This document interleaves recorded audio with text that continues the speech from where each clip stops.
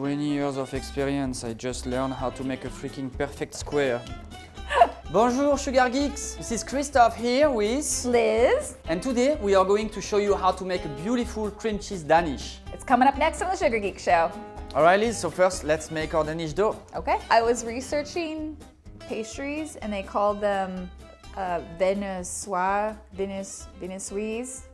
Viennoiserie. And what does that mean? Well, Viennoiserie is a classification of breakfast pastries in France. Pretty much a croissant, it's a Viennoiserie. A cinnamon roll, it's a Viennoiserie. Hey Siri, set favorite food to Viennoiserie. We are mixing the instant dry yeast with our water until the yeast is completely dissolved. The water, it's at room temperature, about 20 to 22 degrees Celsius. We're just going to put this on the side. Add the flour with the sugar and the salt. Then we want to add our milk. Then we add our water and the yeast. So why are we putting the milk and the yeast to the side of the flour instead of just like right on top? If we don't mix it right away, the flour will start to absorb the water, and if it stays too long this way, you might get some lumps inside your dough.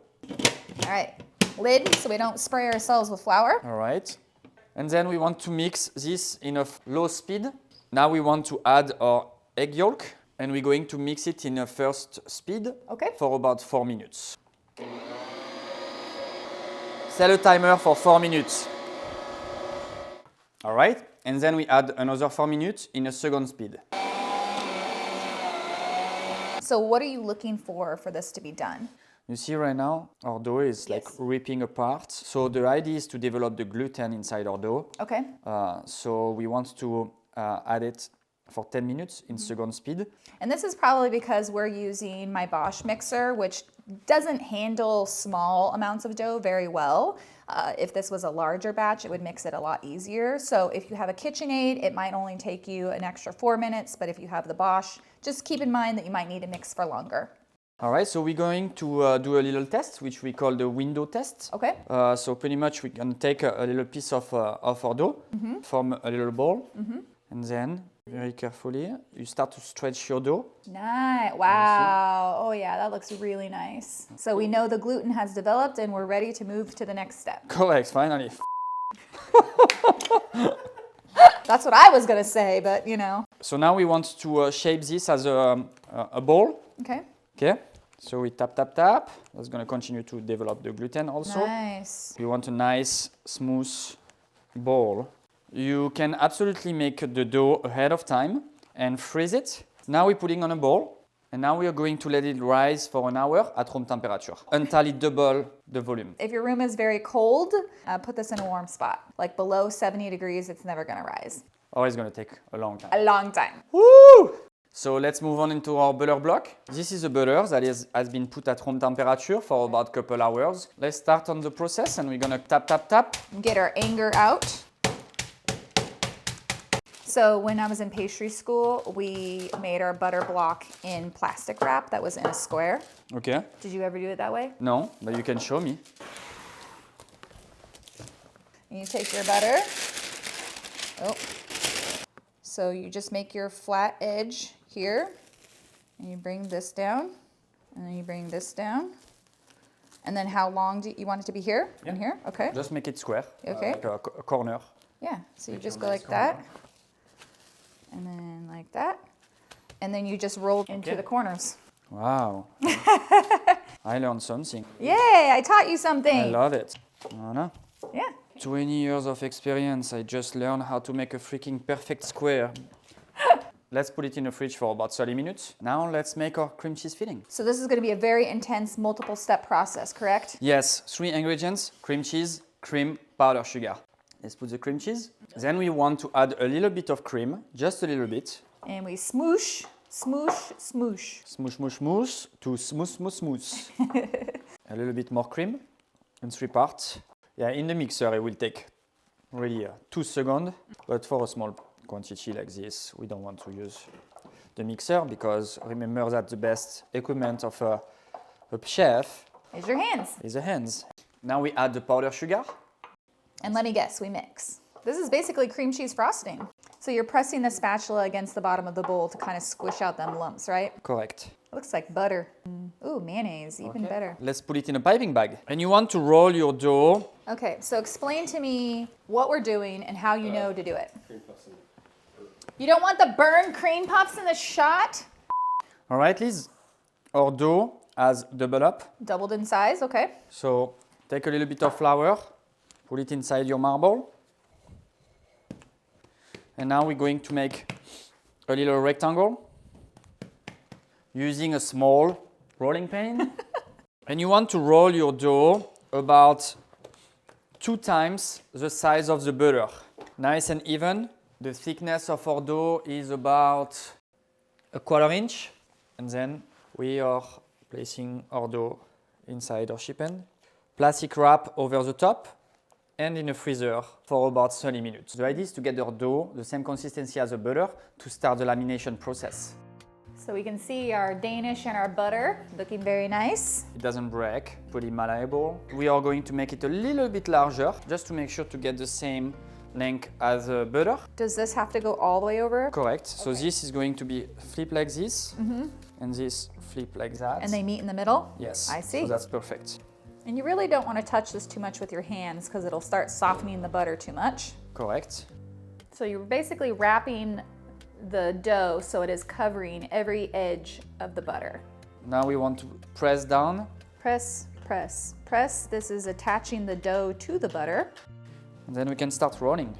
And we're rolling this back out into that kind of rectangular shape. Yes. Do not hesitate to put a little bit of flour underneath. Why? Will it stick to the rolling pin? And then we're going to do what we call a book fold. And then put it back in a freezer. And we're gonna give a second book fold. And that will create a layer of dough and butter in a freezer for 15 minutes. So Christoph, this is a really great introduction to making laminated dough, but if I'm in a really super big hurry and I want to use a pre-made like puff pastry, is that okay?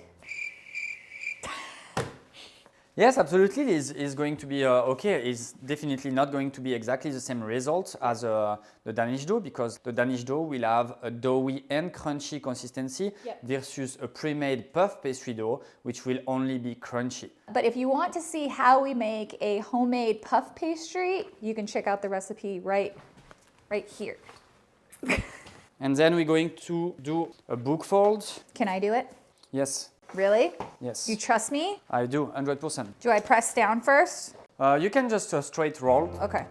Nice. This rolling pin is pretty amazing, huh? Yes, it is, because there is a lot of weight. So the more weight you have on your rolling pin, the less force you use in your arm. Yeah, when I ordered this rolling pin from Matfer, I was like, this is way too big. But after using it, I'm like, oh, this is great. Yes, it's amazing. Voila. All right, and Now we want to fold it once, remove the flour, then you can use a brush to remove the flour.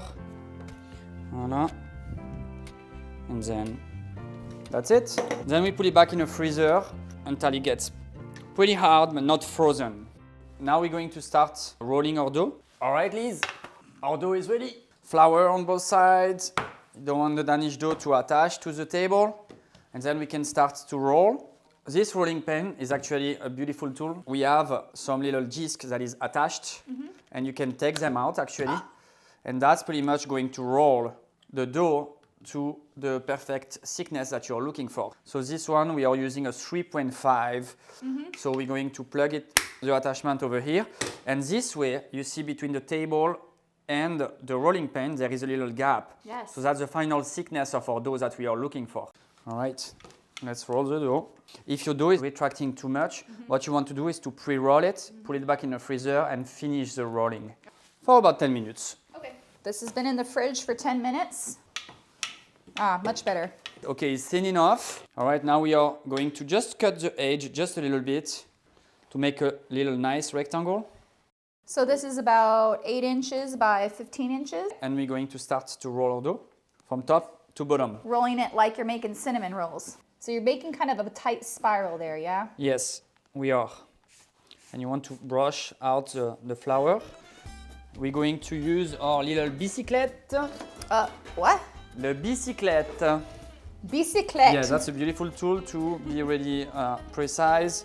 And we're going to do about 1.5 inches. Mark it. So if you don't have a fancy bicyclette, you can use a ruler. So this recipe makes about 28 to 30 of these size Danish.